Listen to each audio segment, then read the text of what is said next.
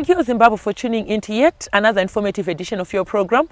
This is Agricultural New Directions, Agribusiness in support of Vision 2030, and my name is Wadzanai Manyore. So this is a platform which was specifically created for our farming community here in Zimbabwe and the various stakeholders that fall under it. We do have state-owned enterprises. We do have also private companies and institutions coming in to partake in our agricultural industry because it plays a huge role in our economy as Zimbabwe.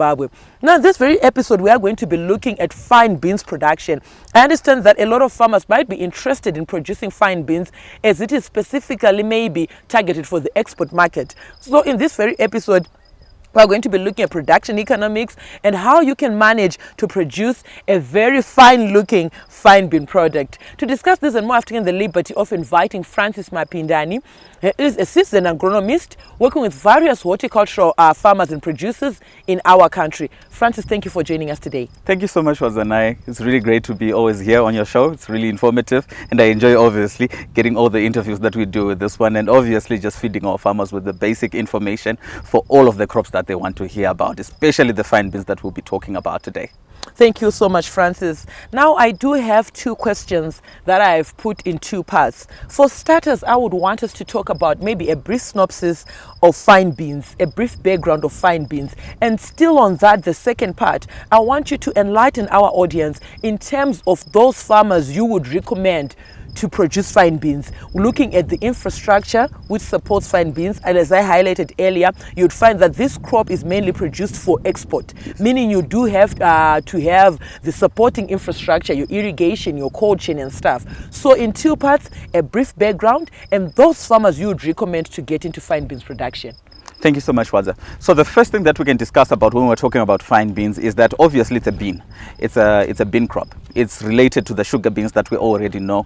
A lot of people, I'm pretty sure they have tried out sugar beans, especially in our home gardens. Growing up, we always had some sugar bean crops that we used to try out. So fine beans is not really that far off from your sugar beans in terms of how you grow it, and it obviously in terms of the diseases that affect your crop and also the pests that affect your crop as well. So they come through in the category that is known as the French bean category, where we're looking at the bush beans, which are these ones. These are not runners. They don't continue growing. They are not indeterminate by nature. So they flower for a certain period, then they stop. But one important thing that we're looking at when we're talking about our fine beans is obviously the issue of having beans that are really fine. By fineness, we mean that we want our fine beans to be sold before they start forming any seed inside their pods. Oh, so the one thing that we really want is to just sell our crop when it's still quite fine without any seed in its pod. So one thing that we actually consider when we are choosing a variety of fine beans to choose is to look for a variety that is slow when it comes to seed development. You don't want a fine bean that's going to give you much pressure when it comes to the harvesting time, because the harvesting time comes really fast, especially when it comes to fine beans. Probably we'll be looking at harvest that can happen probably about close to around 4 to 5 times even per week. And we're looking at this being giving you so much pressure. So that's another insight as well that we can actually bring out, where the fine beans farmers, they actually need to have a lot of labor, especially if they're going to be growing on a bigger hectarage. Bigger hectarages, we're looking at anything over a hectare. Okay. That is quite big. So you need at least a very good workforce that is going to come through and help you with your harvesting before any of the pods get to a stage where they are no longer fine. Okay. So just to look at it, if you actually just break your fine bean like this, one thing that we need to just look at is to just look at the fine bean and actually see that there's no seed formed inside. Yeah, I'm pretty sure they can see that. Yes. So as long as we do that, as long as we maintain our harvest within a range where the fine beans are not forming any seed, I think will be quite great. And I think that's mostly that on the side of the background of it, especially considering that we've discussed about the diseases and the pests being shared with the sugar beans. Being shared with the sugar beans, we know that we're going to have pests like the bean stem maggot. We're going to have some semi-loopers that can bore into our pods. We're going to have even red spider mite. Red spider mite is a problem here, and we also have white flies being a problem. So definitely these are some of the things that we have to consider in our minds when we're going to be considering fine bean production. And the diseases, same as the sugar beans, we're going to have our rust. Rust is going to come through and it's going to affect our crop. But although some of the fine bean varieties, a huge number number of fine bean varieties on the market. They are quite tolerant or resistant to our diseases that affect them. On that note, viewers, we have come to the end of the first segment. We're going to go on a short commercial break. We'll be right back with this and more in the second segment. Stay tuned.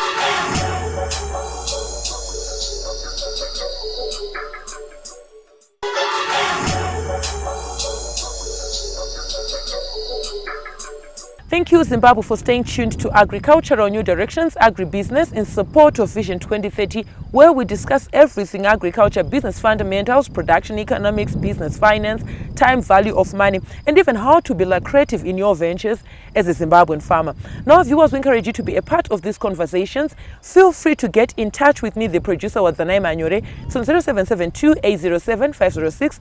Alternatively, you can like our Facebook page, Agribusiness with Wadzanai. Leave your comments and suggestions and make a follow-up on this episode and more on our YouTube channel, Agribusiness with Wadzanai. We are also now available on X, formerly known as Twitter, where most of these discussions take place. It's at Agribusiness 110. Now, today in this very episode, we are looking at fine beans production, a crop that is produced during the summer cropping season, as highlighted by Francis earlier on in the first segment. Francis, we are here in the second segment. Welcome back. Thank you so much, Wadza, for having me again. It's really an honor to be on this show again. Francis, before you go on to diseases and their control, as a second question, looking at general production of fine beans, what are we looking at in terms of plant population? I know that plant population and yield per hectare are correlated. What are we looking at in terms of plant population, yield per hectare, days up to maturity, where you want to ensure that it's not too fibrous, there's no seed that is developed. Like you said, you are looking at a variety that is slow to develop seed within the pods. So in terms of days to maturity,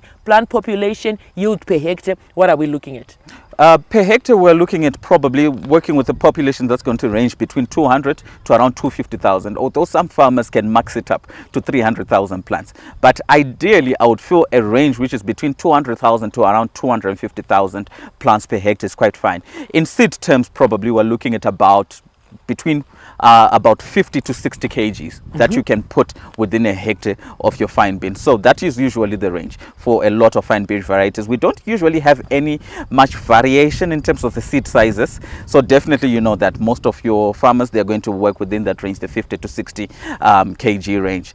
And time of production, most of the time we usually work with a time of production that ranges from the beginning of summer, or any other place which is not frosty, because fine beans, just like our sugar beans, is a crop which is very sensitive to frost.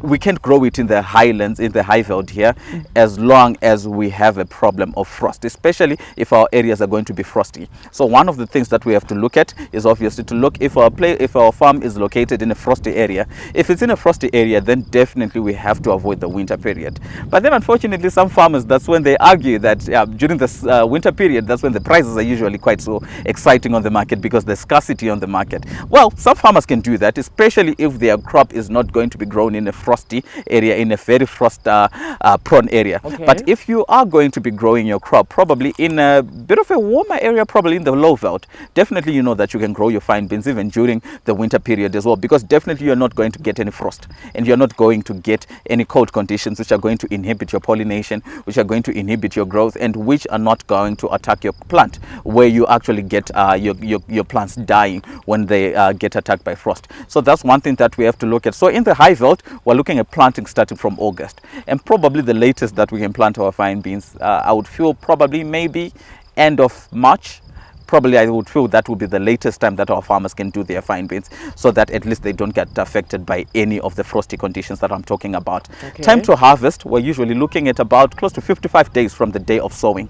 So from the day of sowing, we're counting about 50 to 55 days. A number of varieties in the local market usually range within that area. So we're looking at about 50 to 55 days to the first harvest. And by then you should be getting some pods which are quite fine and which haven't started forming any seed inside. And we're looking at about close to around 12 to 15 centimeter length pods, which are going to be quite easy to punnet. especially in your punnets, especially you're going to be putting them in an area where you're not going to get affected by a lot of conditions that are going to affect your marketability of your crop, which is the punnetability as well. So another thing as well, punnetability, the length is quite necessary as well, so that you don't struggle when it comes to punneting your crop. You don't want something that's going to affect you in terms of your punneting. So definitely that's one thing that we have to look at.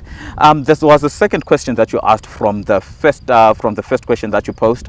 You posed a question on who can we target with our fine beans. Exactly. Fine beans, we can target quite a number of demographics. We can probably look at the subsistence farmers. They can actually come through and they can plant their fine beans, but unfortunately it comes with a bit of a problem where they cannot access some of the export markets. Our export markets are probably crops that are going to be going to Europe, probably crops that are going to be going even to our neighboring countries, probably even looking into South Africa, even looking into Botswana as well. Sometimes you might have an issue with that because there's no consolidation that's usually there. That has been one of a problem which has always been there. And two, probably some of the adherences to the standards that are needed when it comes to growing some of these crops for exporting. I'm pretty sure the last time when we talked about chilies, we mentioned something about global GAP certification, which we mentioned, right, that it's going to be a set of good agronomic standards that are posed globally, that there's a board that manages that globally to make sure that each and every farmer who's going to be exporting their crops adheres to the chemicals they are going to use, adheres to the working conditions that are going to be there on the farm. We need to make sure that if you're going to into the export market, you need to have some of those clearances, some of those certifications, so that you're not going to struggle when it comes to looking for your market. So that's one thing that we have to look at. We have to look at those certifications, and unfortunately most of our subsistence farmers, they struggle mostly because of that, because there's no way that they can probably maybe afford some of the costs that come with the certifications like those ones. So it's very necessary for us to just probably look into that, or maybe just find a way of consolidating so that at least they can get into the market as well. But in general, as we look currently, most of the farmers who do their crops subsistently, they get to feed their crops into the local market.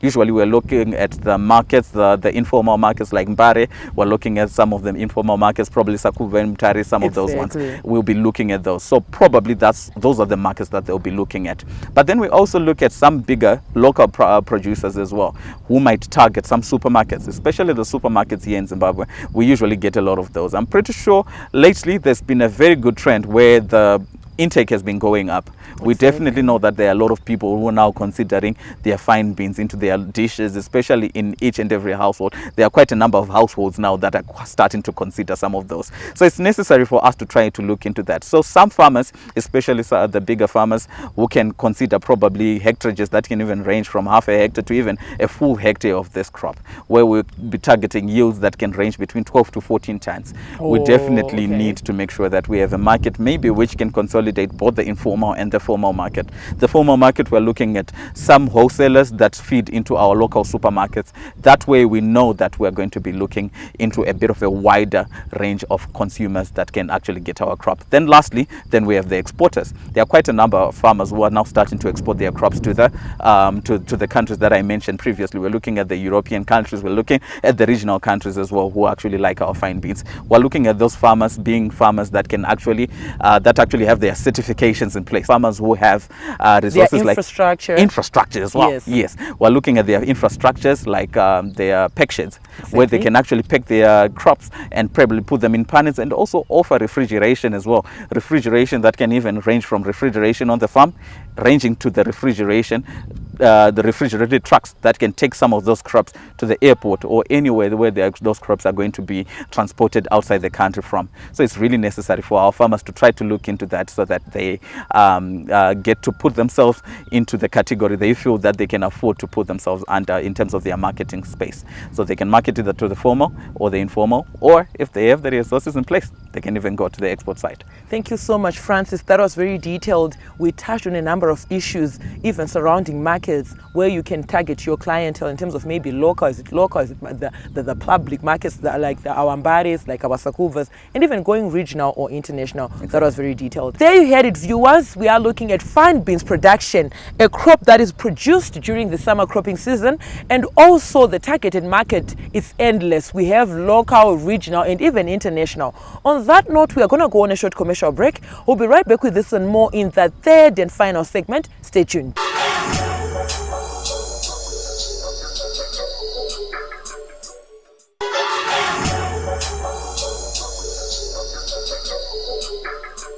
Welcome back, viewers. We are here in the third and final segment of your program, Agricultural New Directions, Agribusiness.